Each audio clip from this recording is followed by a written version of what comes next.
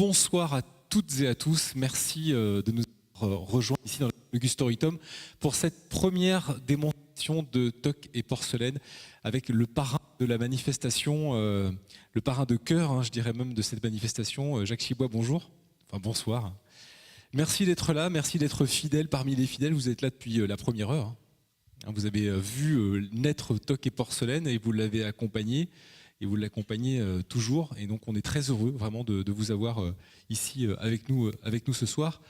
Vous avez imaginé une recette simple, un carré d'agneau, fondu de fenouil, saucisson, lardon et fleur de thym. Vous aimez la simplicité? C'est quelque chose qui est important pour vous dans la cuisine? La simplicité dans la cuisine, c'est ce qu'il y est de primordial. Trop d'ingrédients tue l'ingrédient. Pourquoi? Parce qu'on va perdre les goûts, on va perdre les senteurs, tout va se mélanger. On ne se rappellera plus du plat. Pour qu'on se rappelle d'un plat, il faut qu'il y ait un goût, un arôme bien précis. Et en même temps, aujourd'hui, on a voulu donner, je dirais, l'ampleur de la qualité sur les produits de notre région, du Limousin. Et c'est pour ça qu'on a fait un petit carré d'agneau. Et on a fait également, je dirais, le saucisson à l'ail des Halles de Limoges. Hein?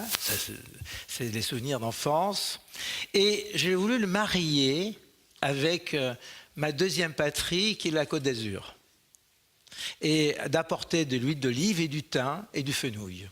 Et vous allez voir ce mariage ensemble, c'est vraiment fabuleux. C'est très très très agréable et d'une simplicité. Et après, il y a vraiment de beaux goûts.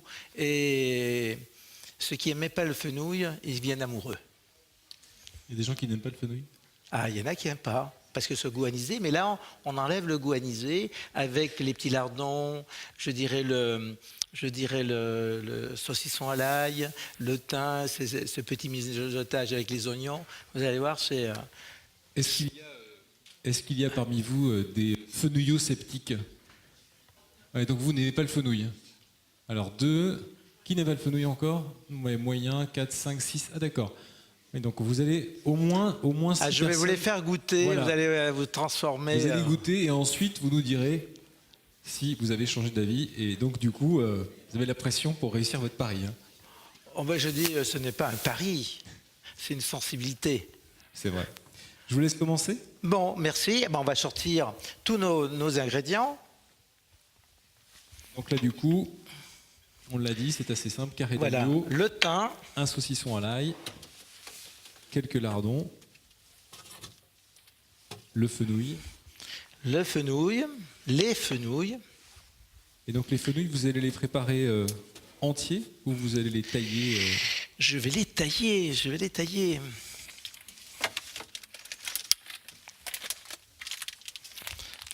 Le saucisson à l'ail.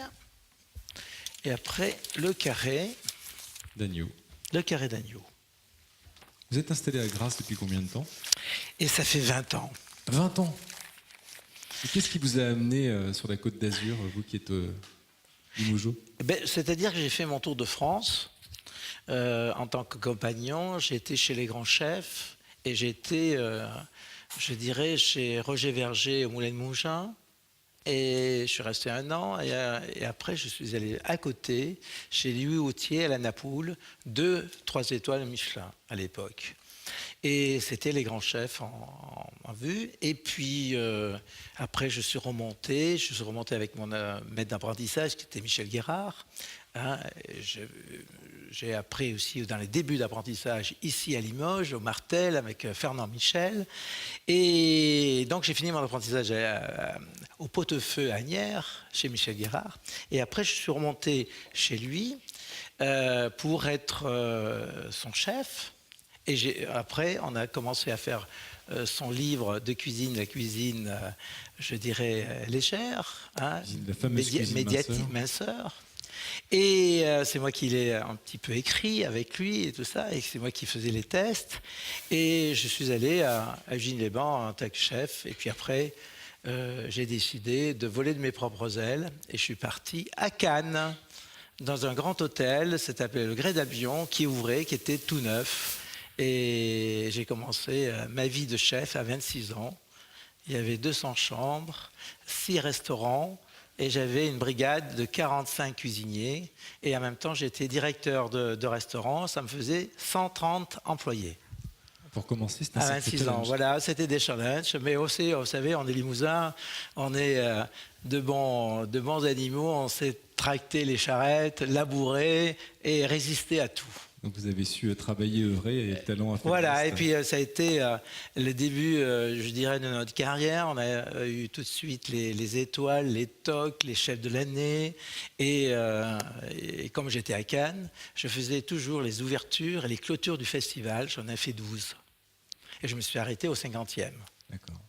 Jolie expérience. Voilà, et à l'époque, c'était des 1000 couverts, et dans la journée, on faisait 2500 couverts dans tout l'hôtel, et tout ça, c'était l'effervescence. Et une chose qui a été extraordinaire, c'est que ma fille est née en plein festival, à l'ouverture du festival.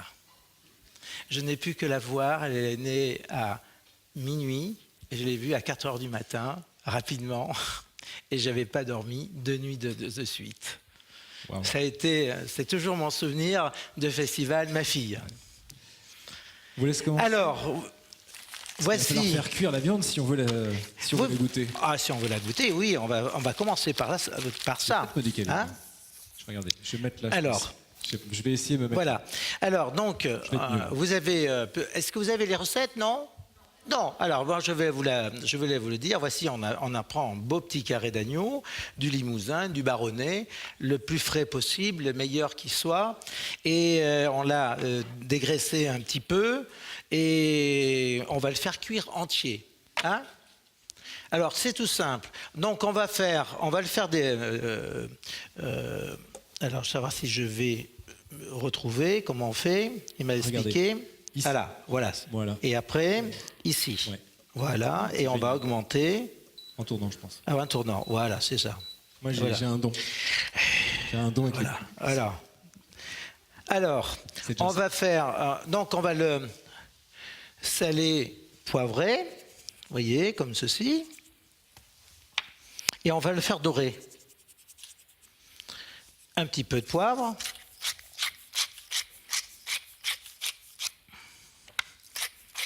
Est-ce que c'est Michel Guérard qui vous a donné le sentiment que la cuisine devait être aussi porteuse de bien-être et de bonne santé? Ah oui, c'est grâce à Michel Guérard, grâce à ce livre La cuisine légère, minceur, que j'ai travaillé avec des médecins, des nutritionnistes, et ça m'a servi beaucoup pour la cuisine et faire la cuisine de santé. Et en même temps, une cuisine de santé, c'est une cuisine de plaisir.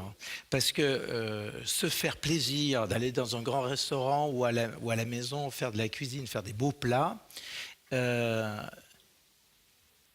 c'est bien digéré. On dit, c'était bon, mais c'était lourd, c'est tout ça. Comment je vais dormir ? Ouais, c'est vrai, on peut se le dire parfois. Et voilà, c'est bon, on en reprend. Qu'est-ce qu'on a mangé? Je ne sais pas comment on va faire. Et puis après, on tourne dans le lit, tout ça. Et aujourd'hui, je peux vous dire que mes clients, parce que je les ai la nuit aussi, je suis hôtel, le château, 5 étoiles. Et les gens, quand ils viennent, M. Chibois, je fais le tour du monde, jamais je suis aussi bien le matin et j'ai une faim de loup et je veux voir votre petit déjeuner. Et ça, c'est, je dirais... C'est un très joli compliment. Un joli compliment, parce que la santé passe par la nourriture. Et donc, quand on mange, c'est pour la santé, le plaisir, le bonheur, le partage et tout ce qui est l'enthousiasme.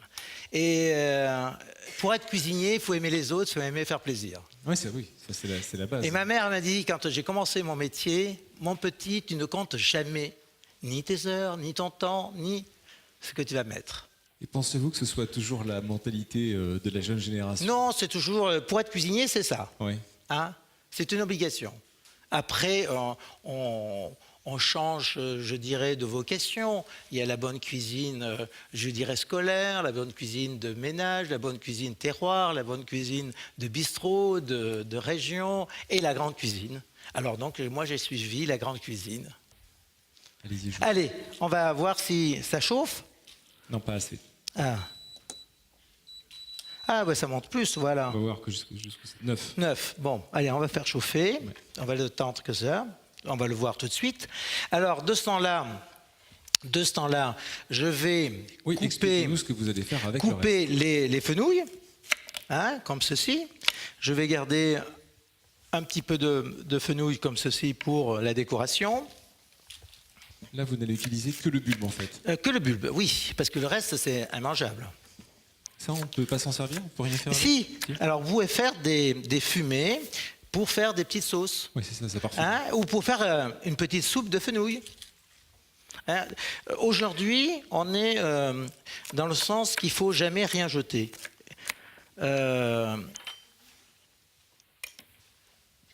Escoffier disait, pour être grand chef, c'est l'art d'accommoder les restes. Et c'est vrai. Donc on ne doit rien jeter en cuisine, le minimum. Vous l'avez toujours pris en considération, cette notion-là, ou Oui, toujours. Oui, toujours. Alors en plus, on est Limousin, vous savez. Ah. Les Limousins, ils ont des bocs de châtaigne dans les poches. Hein, donc il faut attention. Ils sont économes, vous voulez dire?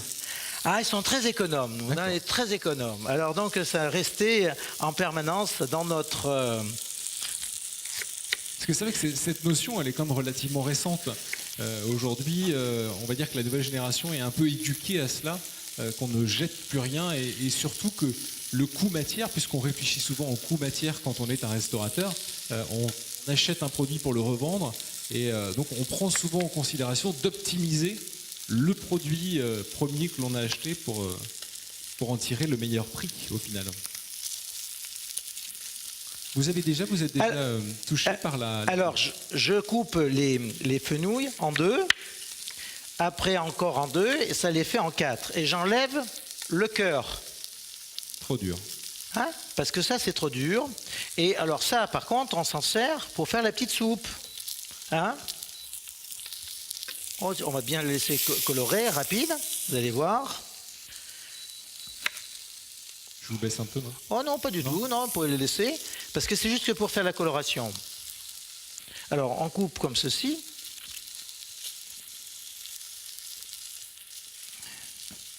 Alors, j'en fais un peu plus. J'en fais un peu plus parce que les fenouils sont hauts. C'est pour... qu'est-ce que vous avez dit tout à l'heure? Si vous allez les cuire au four. Vous allez les cuire au four? Oui, oui, non, pas les, non, on va les cuire à l'eau. D'accord. On va les cuire à l'eau. C'est uniquement le carré qui va être cuit au four. Alors voilà, je le dore. Le carré, on va le dorer. Alors, on manquait une évacuation.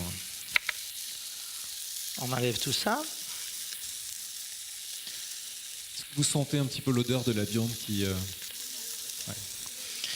C'est alléchant, hein? C'est alléchant, ouais.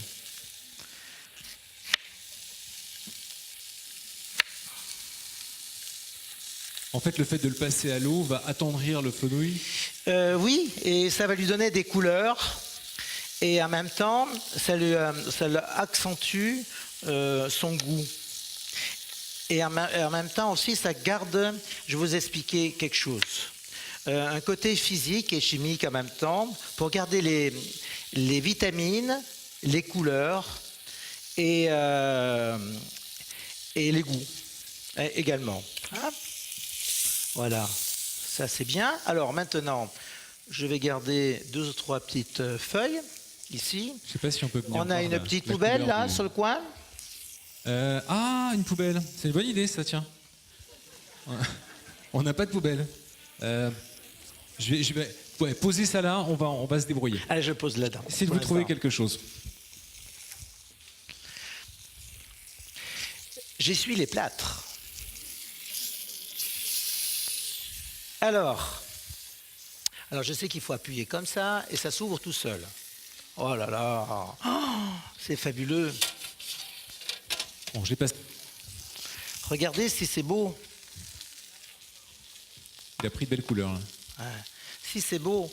Alors, qu'est-ce qu'on va faire? On va cuire ce petit carré sur le thym.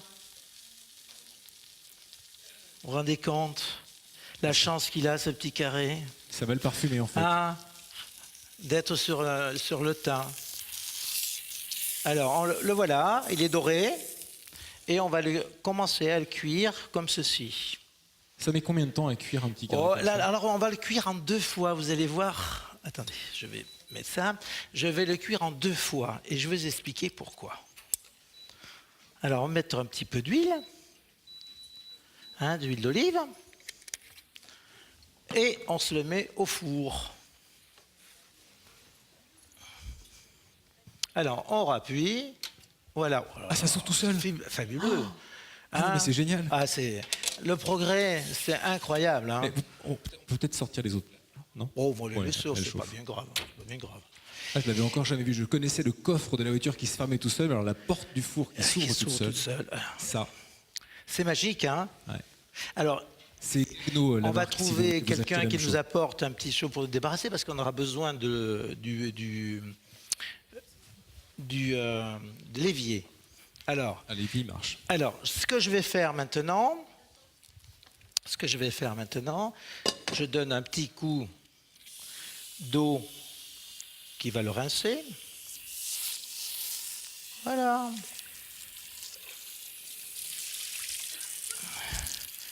Et on va remplir ça d'eau.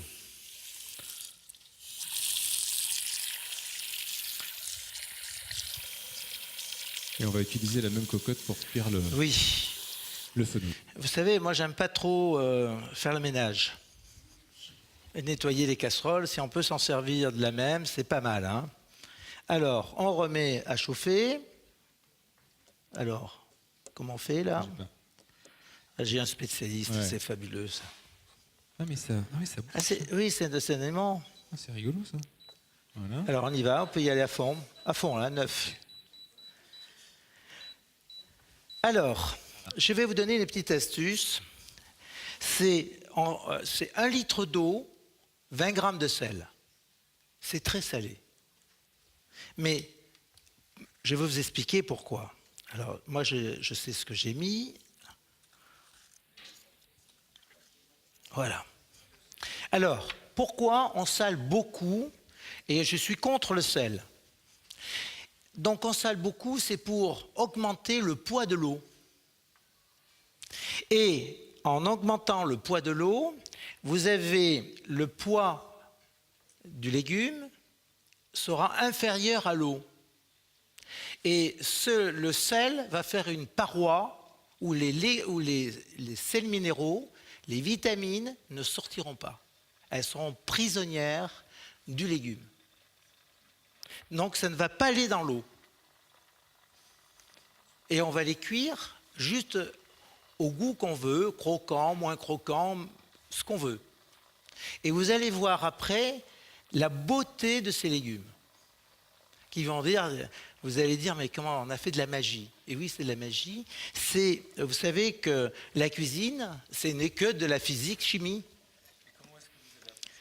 Alors, comment j'ai appris ça? C'est grâce, je dirais, à nos anciens maîtres de cuisine, qui étaient déjà en avance, qui étaient Michel Guérard, qui était Jean Delavenne, qui étaient des amoureux des légumes, et surtout d'anoblir le légume et anoblir le goût. Et le goût, c'est la première culture qu'on a avec l'enfant. Hein? Quand on nourrit, c'est ça. Et c'est de là qu'est devenu, c'est-à-dire qu'on a fait attention à la cuisine nutritive, les équilibres alimentaires, de manger des légumes, d'avoir tant de vitamines, tant de ceci, tant de cela, et que ce soit naturel, et bien sûr avec des produits essentiellement bio, parce que c'est quand même important. Les gens disent « Ah, le bio, le bio, le bio ». Oui, mais moi je vais vous dire une chose.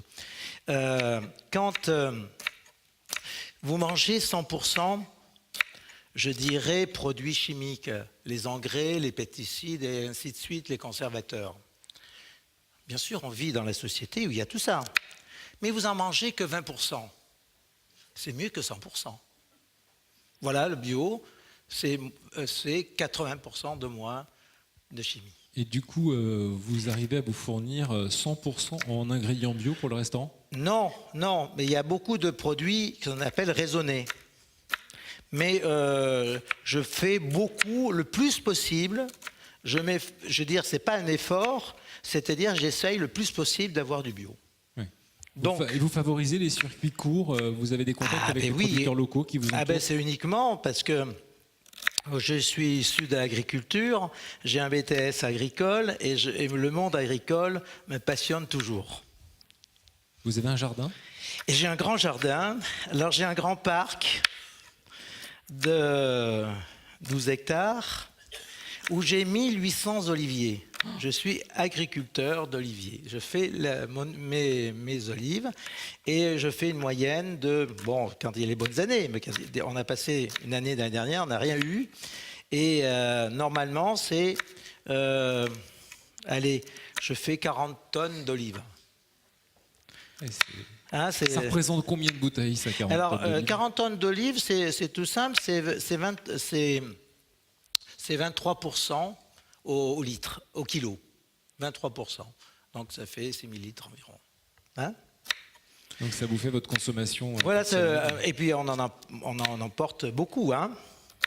Vous en vendez un petit peu? Oui, beaucoup à la boutique. Ouais. Et en même temps, j'ai créé un livre qui s'appelle « Saveurs et parfums d'huile d'olive » avec un ami qui s'appelle Olivier Bossan.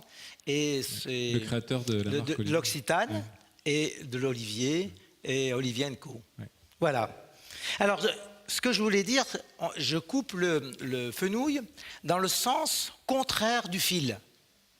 Hein, c'est comme le céleri. Mais si vous coupez comme ça, vous n'avez plus de problème de fil. Allez, hop, je me dépêche. Parce qu'on a un service à assurer, je vous rappelle. Eh oui. Et puis en plus, il y a Michel qui est derrière, ça, qui piétine. Il piétine là derrière, il se met en place. Ça va, ça va. Hein? On est dans les temps. On est dans les temps. On est dans les temps. Mais j'aime bien expliquer les choses. Alors j'ai fait beaucoup plus de fenouil que normal, hein, parce qu'ils sont gros ces fenouils. Et à la fois Et alors comme ça, c'est pour faire goûter aux gens qui n'aiment pas les fenouils. Parce que j'ai un pari que monsieur m'a donné. Et j'aime pas avoir un pari sur la tête. Est-ce que vous faites dans votre région le même travail que vous avez fait ici sur les cantines scolaires? Est-ce que ça vous arrive de visiter les cantines dans votre région pour essayer justement d'améliorer les choses? Parce que c'est souvent le problème mis en avant, l'alimentation des enfants, la qualité, parce qu'on parle parfois de nutrition, mais on oublie le goût. Et manger dans une cantine scolaire n'est pas toujours alors, je vais plaisir. vous dire qu'à Grasse, au Rouret à côté, la commune d'à côté, et Montsartou, on a fait toutes des écoles avec la cuisine bio. Et les maires ont réquisitionné des terres pour faire le maraîchage. Et les communes font leurs légumes. Ils sont autonomes. Et on fait manger bio et on économise de l'argent par rapport aux produits normaux. Pourquoi? Parce que ce que vous avez dit tout à l'heure, on calcule exactement les poids d'alimentation qu'on va donner aux élèves. Et on fait bon. Eh bien, il n'y a plus de pertes. Ni ce que les cuisiniers font, ni ce que les petits jeunes vont mettre à la poubelle. Donc, il n'y a plus de poubelle qui mangent. Ce sont les petits qui mangent. Eh bien, en faisant ça, on a économisé beaucoup d'argent et ça revient moins cher de faire bon que de faire mauvais. Ça vous. Allez, on y va. Donc voilà, je m'occupe beaucoup du scolaire. Est-ce que je sentais que ça vous tenait à cœur? Ah oui, oui. Et puis, l'inauguration. Il y a 25 ans, il y avait commencé la journée du goût. Eh bien, on montait à Paris avec nos paniers de nos régions, faire les cuisines aux enfants parisiens. Bah, d'ailleurs, on en oublie avec Toc et Porcelaine que nous sommes aussi le week-end de la fête de la gastronomie. Et oui, c'est ça, il faut quand même y penser. Ah ouais, c'est important pour vous. Vous trouviez que c'était une Alors, bonne je idée vais d'avoir regarder mon petit carré quand même. Oui, c'est vrai. Voilà. Allez, on va le retirer.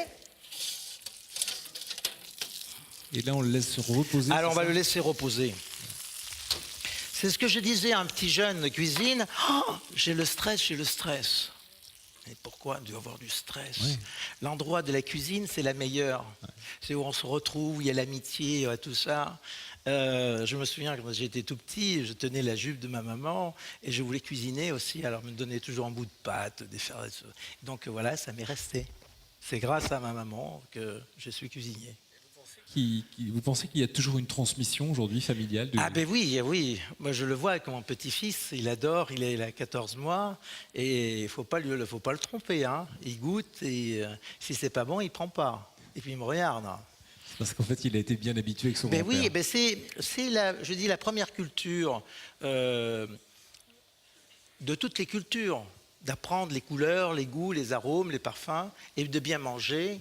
Et Voltaire disait: dis-moi ce que tu manges, je te dirai qui tu es.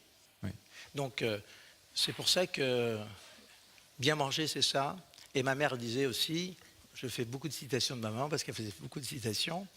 Et elle disait, tu sais, Jacques, on creuse sa tombe avec ses dents. Ah, c'est fort. Donc, il faut bien manger. Juste. Voilà. Alors voilà, notre petit fenouil est en train de cuire. Hein. On va regarder l'évolution. Vous voulez le garder comment? Un peu croquant? On va le garder un peu croquant, mais pas trop. Hein. Et alors, qu'est-ce que vous allez nous faire avec le lardon et le saucisson à l'ail? Alors maintenant, on va éplucher l'oignon et on va faire revenir l'oignon et les saucissons et les petits lardons. Alors j'avais commandé une poubelle, mais voilà. Je ne sais pas où elle est passée. Je vais regarder. Alors, je coupe en deux.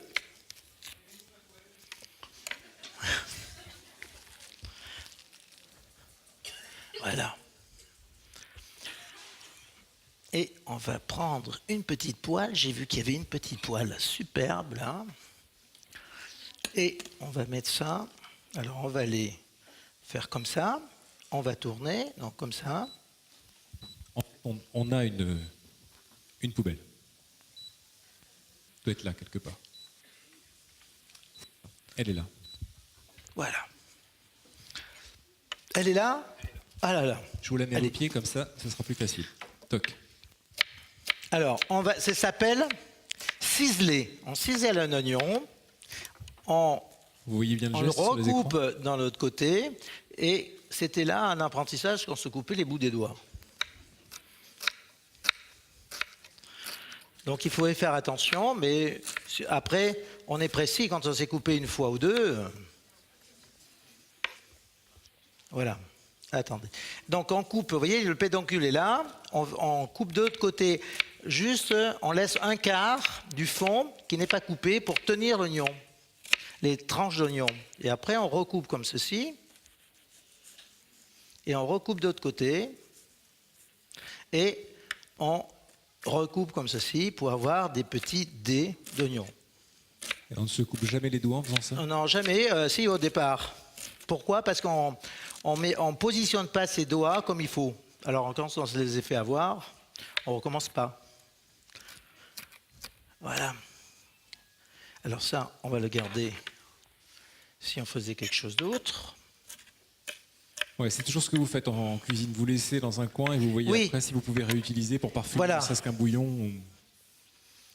Alors, maintenant, on va faire un petit peu d'huile. Voilà. Là, c'est un condiment que vous allez faire? Oui, alors donc on va refaire venir les oignons. Hein? Alors, on va augmenter peut-être un peu.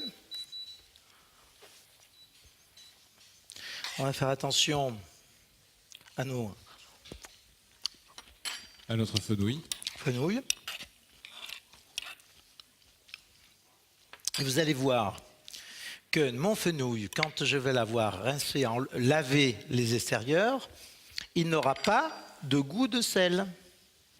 Oui, je suis très curieux de goûter. Ah Moi, oui, ça ah m'épate. oui, ah oui. On a toujours l'impression que plus l'eau est salée, plus l'aliment va prendre le sel. Ou alors c'est vraiment cette dose précise de 20 grammes pour un litre qu'il faut respecter. Ah oui, toujours, toujours. Hein, c'est parce que c'est l'essentiel, c'est-à-dire que c'est très salé, mais sans être gouré de sel.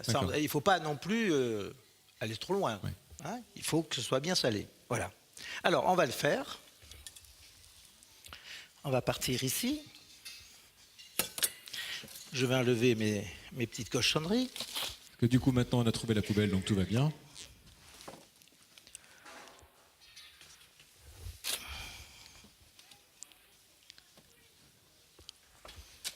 Voilà. Si vous voulez une petite spatule pour tourner les oignons. Pour l'instant, ils ne sont pas...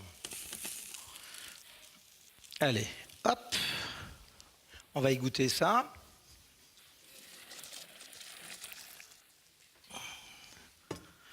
On va les rincer pour arrêter la cuisson et laver.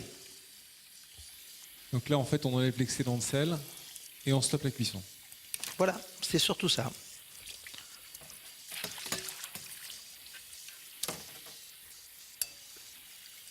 Hop, juste ça. Et on la laisse comme ça. On va la laisser comme ça. Je vais trouver une assiette, une belle assiette. Et c'est pour vous faire voir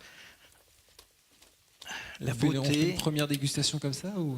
Alors vous pouvez, si vous voulez, goûter, et vous allez vous dire, oh là là, je me suis réconcilié avec le fenouil.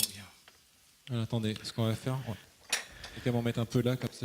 Allez, hop. Je vais faire un tour en... Alors, Juste nature. Alors là, je vais le regoûter. Pour être sûr. Et je vais le rassaisonner parce que il n'est pas salé. Il n'est pas salé. Alors juste un petit peu. Voilà. Allez, c'est parti. C'est parti. Qui n'aime pas le fenouil? C'est vous qui n'aimez pas le fenouil? Vous aimez le fenouil? Alors? C'est bon, ça va. Chef, ça va? Bon, je vais rester chef alors. Pour l'instant, oui. Attention, vous n'avez pas encore fini. Hein. Alors, je mets les oignons et les petits lardons à revenir ensemble. Et maintenant, je vais couper le saucisson. Regardez, il n'en reste presque plus. Hein. Les gourmands. Tout le monde a adoré ça. Les gourmands. Bon, je ne garantis pas que ce soit du saucisson premium.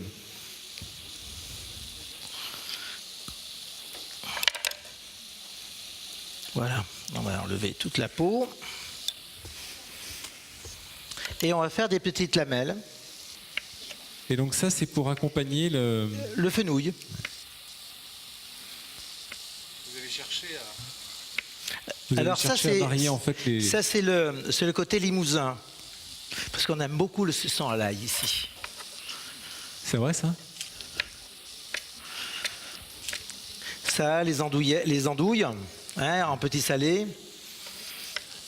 Tous ces vrais que... Il y a une spécialité, non, à base d'andouille ici Ah oui, on a plein de spécialités sur les abats et partout. Parce qu'il y avait la rue de la Boucherie et il y avait beaucoup de... je dirais de bouchers et on avait une grosse cuisine, une grande cuisine sur les abats et tout ce qui était... je dirais la viande. Hein. On mangeait beaucoup d'abats parce qu'on était pauvres aussi. Hein. C'était moins cher. Voilà, j'ai fait des petits bâtonnets, vous voyez, comme ceci. Et on fait revenir les petits oignons. Donc on va maintenant saler, poivrer. Pas trop de sel parce que les petits lardons ils sont salés. Le poivre,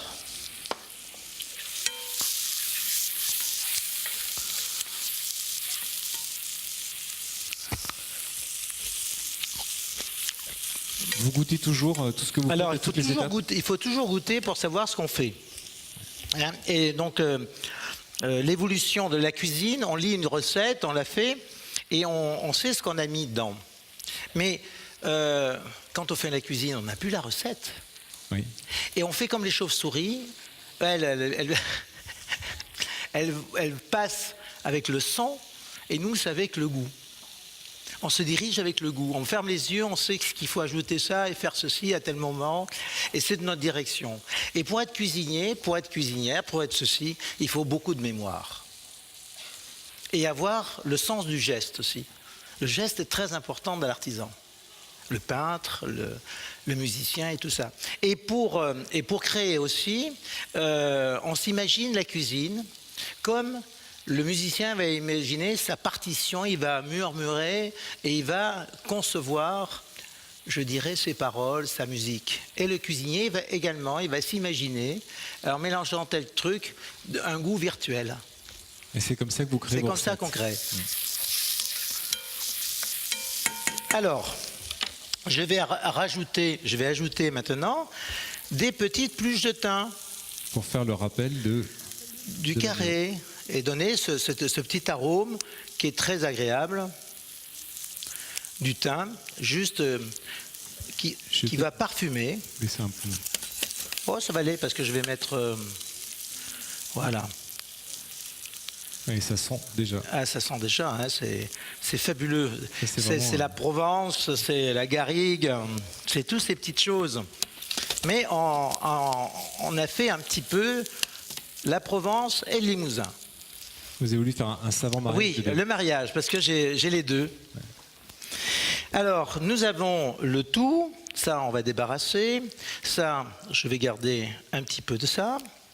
Ce sera pour la décoration. Pour la décoration. De l'assiette. Voilà. Et on va remettre ici, parce que je n'ai pas besoin. Ça également. Ah. Et on va voir tout ça. Donc, je vais ranger. Et on va remettre le carré au four. Donc je le mets autrement, comme ceci, pour que tous les arômes soient faits. Allez, on rappuie. Donc là, en fait, on va le réchauffer finalement. Oui, alors, pourquoi?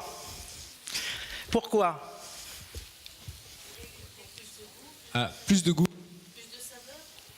Plus de saveur. Oui. La tendreté. Il a dit juste, monsieur. Pourquoi? Parce que quand vous touchez quelque chose, vous brûlez. Et bien la viande fait pareil quand on la met dans le feu. Je l'ai fait colorer, elle a fait... Elle s'est rétractée. Elle s'est rétractée, on la met au four. Elle n'aime pas, hein. Et on la laisse reposer. Et ça se détend. Et en se détendant, elle se détend. Et donc elle devient tendre. Mais aussi, il y a un procédé qui est physique. On chauffe beaucoup l'extérieur, on a cuit à 220 degrés, très rapidement, peu de temps. Alors je vais mettre mes petits fenouils, 200 là.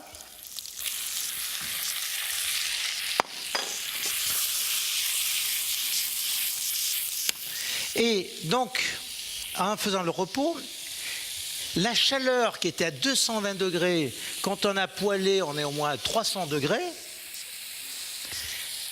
ça va aller rentrer doucement, en reposant, la chaleur va descendre et rentrer pour que l'intérieur du carré soit à 50-55 degrés, que ça devienne rosé et que ça ne vienne pas cuit. Et vous avez toute la viande, vous allez voir, qui va être rosée, la même cuisson, du centre jusqu'à l'extérieur.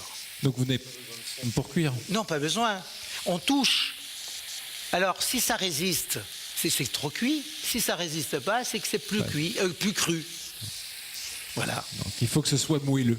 Moelleux, juste ce qu'il faut, entre le résistant et entre ceci. Mais on a des petites sondes aussi, hein, mais moi je ne m'en sers pas. Nous avons une question dans l'assistance. Oui. Oui, bonjour. Le four, vous l'avez éteint? Là, il est éteint ou il est allumé? De quoi? Le four, il est allumé à quel temps? Il est allumé à 220 degrés. D'accord, pour combien de temps? Alors, moi j'ai mis le carré pendant 6 minutes. 3-4 minutes ici, 6 minutes là.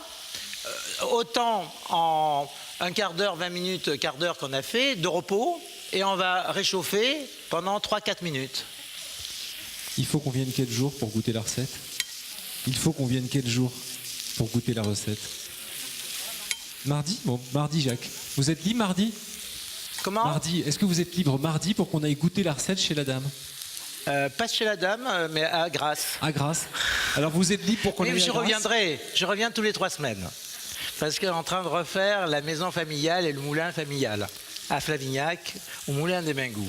Vous allez vous remettre à faire de la farine, voire même du pain? Je vais le refaire parce que c'est toute mon enfance et il est resté intact. Mon père l'a laissé, il a fermé, il a vendu le contingent et il est intact, comme si mon papa était là encore.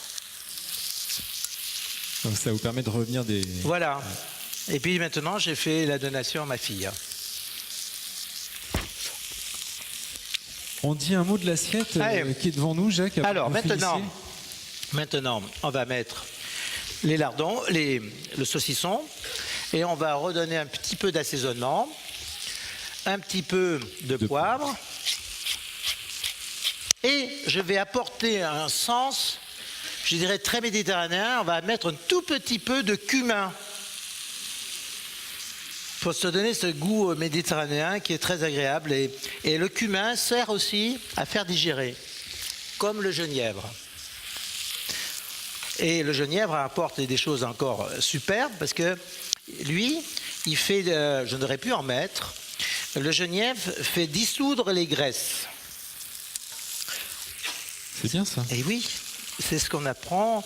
Je dirais que tous les élèves à l'école hôtelière devraient apprendre la nutrition. Et l'effet des épices, des herbes et des produits qu'on fait. On vous apprend tout ça à l'école hôtelière? Non? Non, pas trop, je Pas crois. trop. On est J'ai très pas fait basé. d'école hôtelière. J'ai été reçu à l'école hôtelière de Toulouse, je ne suis pas allé. D'accord, donc vous êtes un autodidacte? Vous avez appris? Non. Non. Vous vous êtes formé, mais ailleurs. Je me suis formé, je dirais, sur un apprentissage. D'accord. Et je faisais des cours par correspondance. Ah oui. Et oui, hein. Alors, voilà. Tout est prêt, on va y aller, on va manger. Et ensuite, on va On dresser. peut éteindre ça, maintenant c'est fini. On va prendre les assiettes. Donc, qui ont été apportées par Aviland. À Viland. Et j'aimerais que vous nous parliez justement de ces assiettes, alors pas expressément de celle-là, mais votre rapport avec la porcelaine justement et avec le service. Ça peut vous inspirer? Une assiette peut inspirer un plat? Alors je vais vous dire une chose, vous allez le voir tout de suite. Sans le contenu, on n'a pas le même goût du produit. C'est un sens d'esthétique et un sens de qualité. Ouais. Et en même temps, vous allez apporter, je vais sortir mon petit carré parce qu'après il va être cuit. Comment?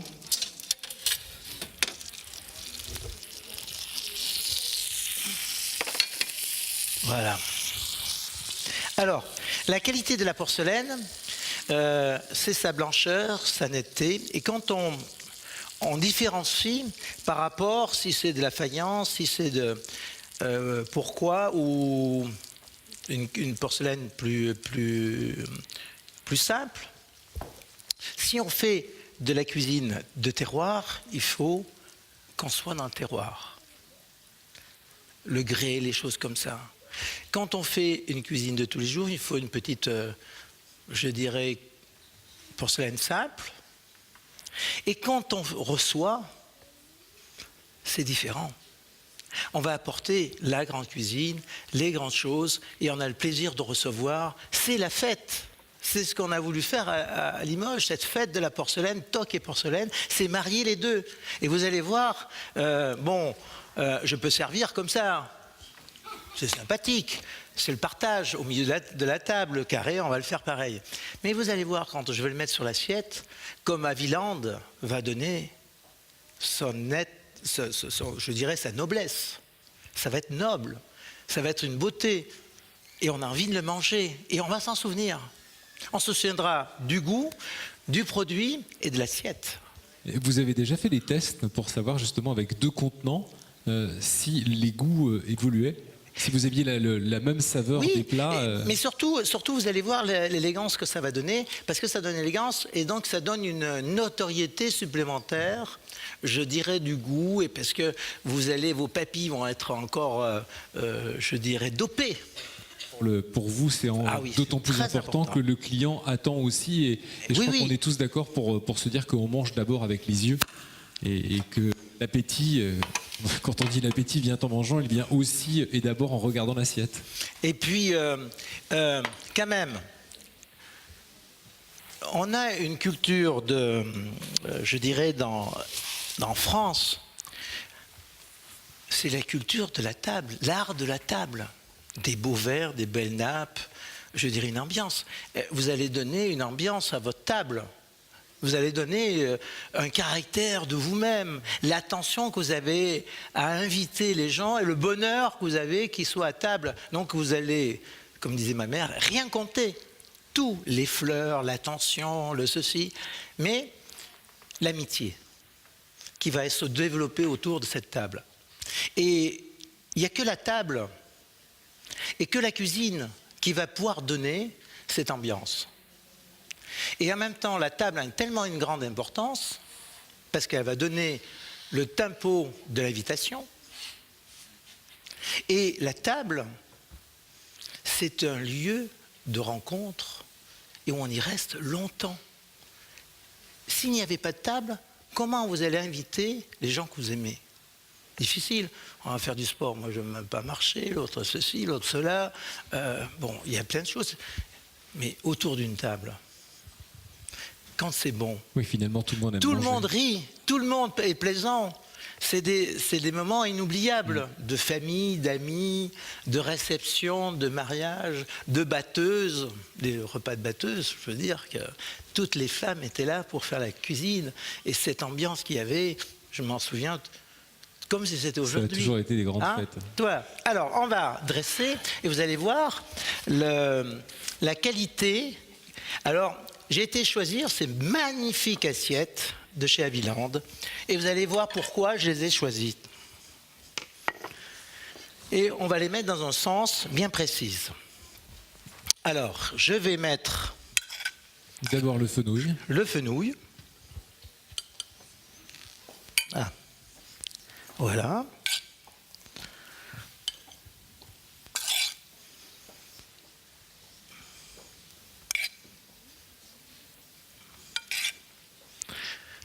Et voyez l'élégance que le plat y prend, de rien. Regardez comment les ingrédients qu'on a mis se développent. Ah, ça qu'une belle assiette, mais toujours en appétit. Oui, toujours en appétit. Alors, on va couper. Alors, on fera plusieurs assiettes. Hein. Alors, comment est la cuisson? Alors, on va vous la faire voir. C'est magnifique. Waouh. Ah oui, c'est magnifique. Et vous voyez? Regardez la cuisson. Comme c'est beau. Ouais. D'un rose. Montrez-la là-bas.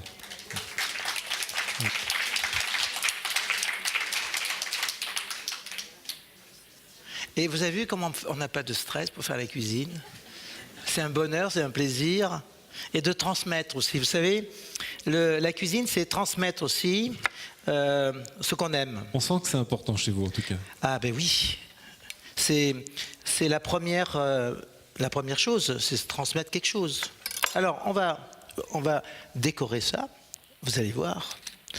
Comme ceci.